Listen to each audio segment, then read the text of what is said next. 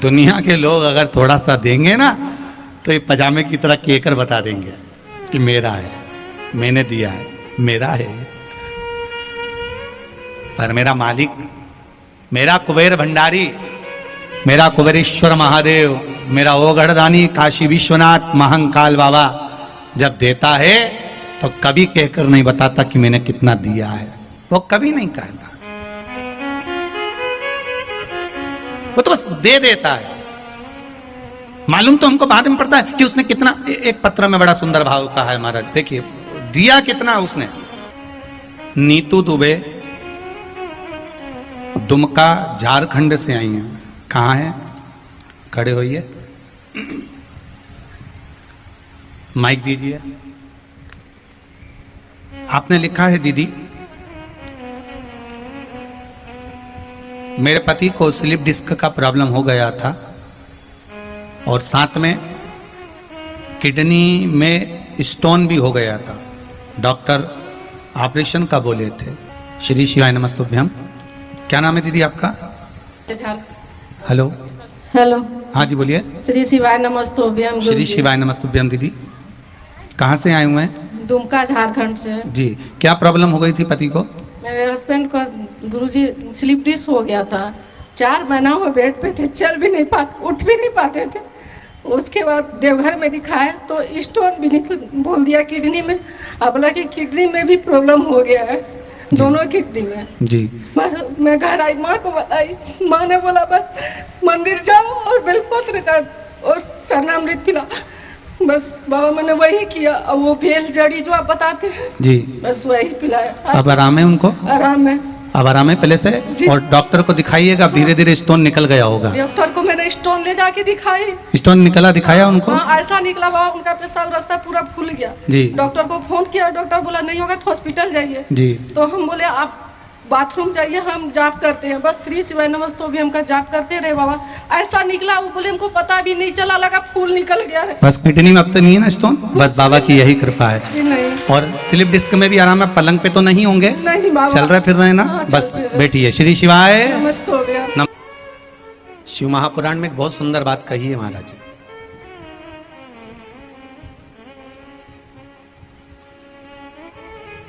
मान लो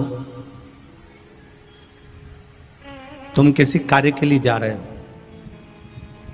5 बार 6 बार तुम उस कार्य के लिए होकर आ गए, या किसी से अपना पैसा लेना है और तुम उसको पास 50 बार होकर आ गए हो, भैया पैसे कब देगा? या किसी कार्य के लिए जा रहे हो, वो कार्य नहीं हो रहा, 50 बार होकर आ गए, वो काम नहीं हो रहा। शिव महापुराण कहती है लाल चंदन, कौन सा चंदन? लाल चंदन को अच्छा घिसो और घिसकर तैयार कर कर बेलपत्री के ये जो दोनों भाग हैं, दर्शन हो रहे हैं आप लोगों को? लाल चंदन घिसो और घिसकर बेलपत्री के ये दोनों भाग हैं, दोनों पत्तियां जो नीचे की हैं, इसमें उस चंदन को लगा लीजिए। अगर किसी से आपको पैसा लेना है, वो नहीं दे रहा, या कोई काम है या जॉब है या नौकरी है या उसके लिए, या कोई विद्या अध्ययन का कोई कार्य है, कोई स्कूल में पढ़ाई कर रहे हो और वो कार्य नहीं हो रहा, 5 बार 6 बार करके देख लिया नहीं हो रहा, तो ये दोनों पत्तियों पर लाल चंदन लगाओ। लाल चंदन लगाने का मतलब ये नहीं कि जरा सी तुम बिंदी लगा दो, लाल चंदन जो घिसा है उसको पूरी पत्तियों पर अच्छे से फेरना है, उस लाल चंदन को लगा लीजिए। और महाराज बीच की पत्ती में थोड़ा सा घृत, घृत मतलब गाय का घी, गौ माता के दूध से माखन से निर्मित उस घी को बीच की पत्ती में थोड़ा सा लगा लीजिए। और जो अशोक सुंदरी वाली जगह है, जानते हो ना आप लोग अशोक सुंदरी की जगह? आपको पहले भी कथा में कहा, समझ लीजिए ये शिवलिंग है, ये जलाधारी पर रखा हुआ है, ये गोल जलाधारी है, यहां से पानी नीचे गिरता है, ठीक है? ऐसे होता ना शिवलिंग। तो शंकर भगवान का पूरा परिवार शिवलिंग के आसपास में होता है। शंकर भगवान के 13 बच्चे हैं।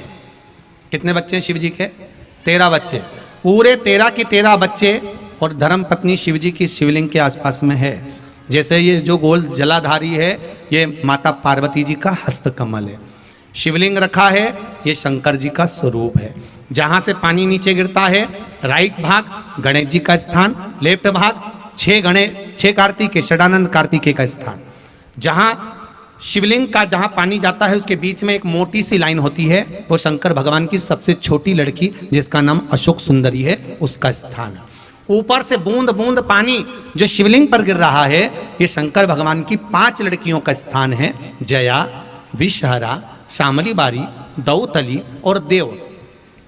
ये शंकर जी की 5 बेटियां हैं जो भगवान शंकर के ऊपर पानी की एक एक बूंद गिराती हैं महाराज।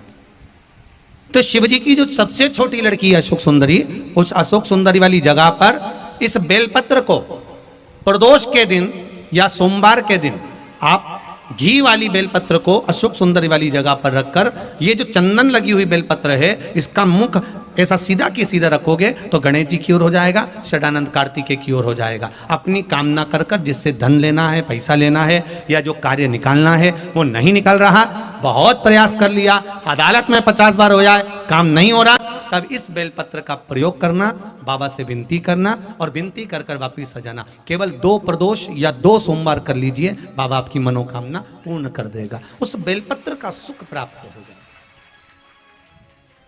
बेलपत्र पर इतना याद रखना, जो चंदन लगा हुआ भाग है वो नीचे होना चाहिए, अशोक सुंदरी की ओर। घृत का भाग अशोक सुंदरी की ओर होना चाहिए, नीचे की ओर, नहीं तो मालूम पड़े तुम ऊपर उल्टा रख दो उसको।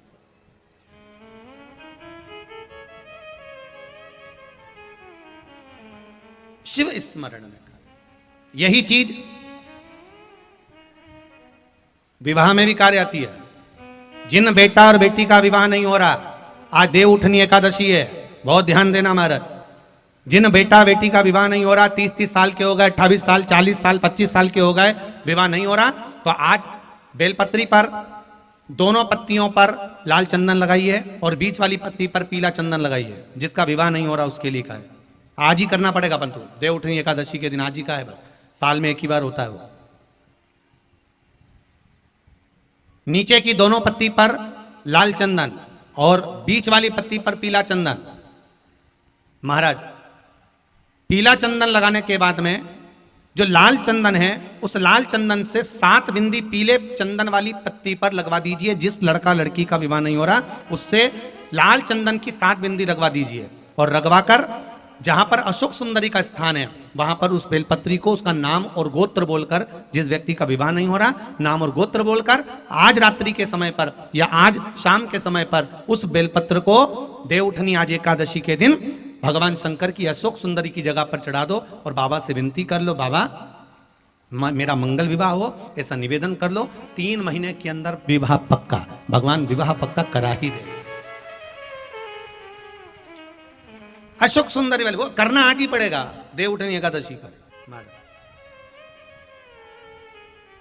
बेलपत्री का प्रयोग, बस दोनों में अंतर है घृत का और पीले चंदन का। 7 बिंदी लाल चंदन की जब पीला चंदन लग जाए, 7 बिंदी लाल चंदन की उससे लगवाओ जिसका विवाह करना है।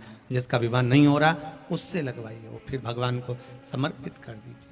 तेरा ही दिया मैंने खाया पिया है, तेरा शुक्रिया है, तेरा शुक्रिया है, मुझे भोले बाबा ने बहुत दे दिया है, तेरा शुक्रिया है, तेरा शुक्रिया है। निवेदन करिएगा।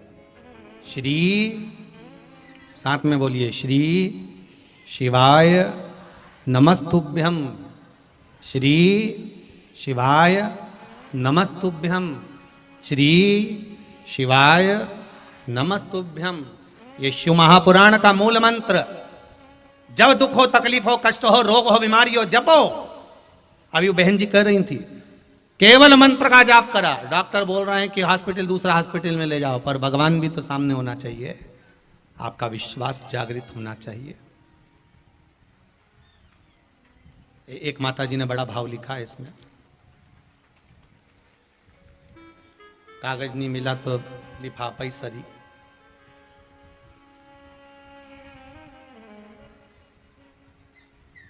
विभा देवी फतेहपुर गया बिहार से आई हैं।